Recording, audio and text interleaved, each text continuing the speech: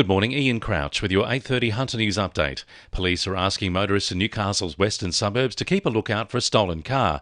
The grey 2019 Honda Civic was taken overnight from a Wallsend address and has been seen in New Lambton, Broadmeadow, Hamilton South and Jesmond this morning.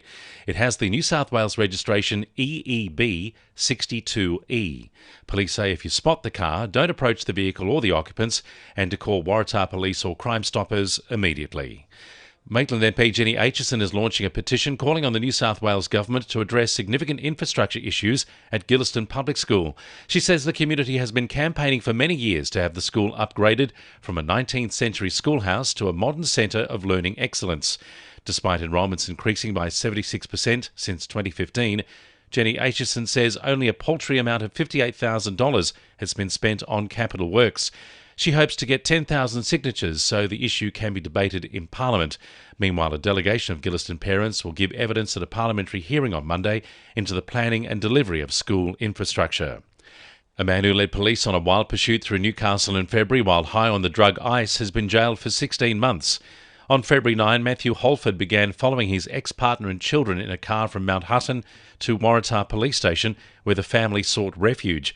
Holford drove up and down past the police station before leading officers on several pursuits, crashing into parked cars before attempting to overtake a tram on Hunter Street, where he was arrested. He yesterday applied for bail so he can attend rehab, but this was refused. Holford will be eligible for parole in December. The Newcastle Institute is holding a public forum to discuss the role of music in the Hunter community later this month.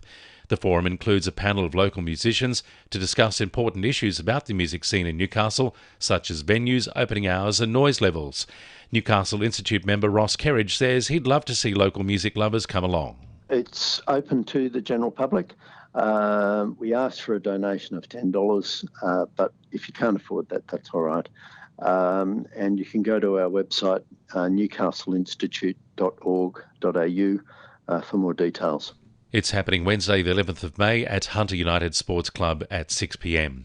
Lake Macquarie Council is set to host the biggest parenting expo in the Hunter at the Place Charlestown Community Centre on the 20th of May. A number of free activities are available at the event for both children and parents, including free speech scans, car safety checks, a reptile show and more.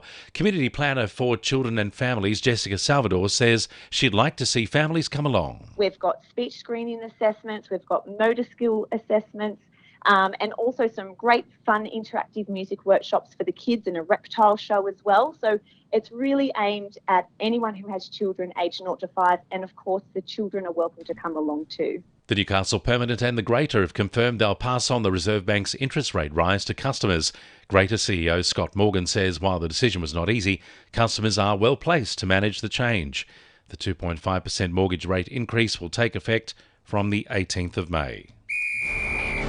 2NURFM Sport. The Jets are unsure about which players will be available for their final game of the season against the Mariners tomorrow night. The club was decimated by illness in their 1-1 draw with Western United, which saw mass changes from the squad used in their win over MacArthur. Coach Arthur Pappas says he's confident the majority of the squad will be fit for the match. Knights back rower Lachlan Fitzgibbon says the side still believes they can make a third consecutive finals appearance despite their horror start to the season. The club is currently last on the ladder after 6 straight losses, but the 28-year-old is confident they can get their season back on track with a win over the Cowboys tomorrow night.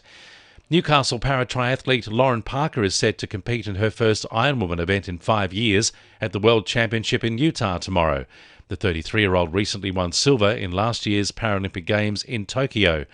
And Bulwara trainer-driver Jeff Dawn is hoping a patient approach pays off with Oleg and Sergey in the opening heats of the Hunter Regional Championship tomorrow night.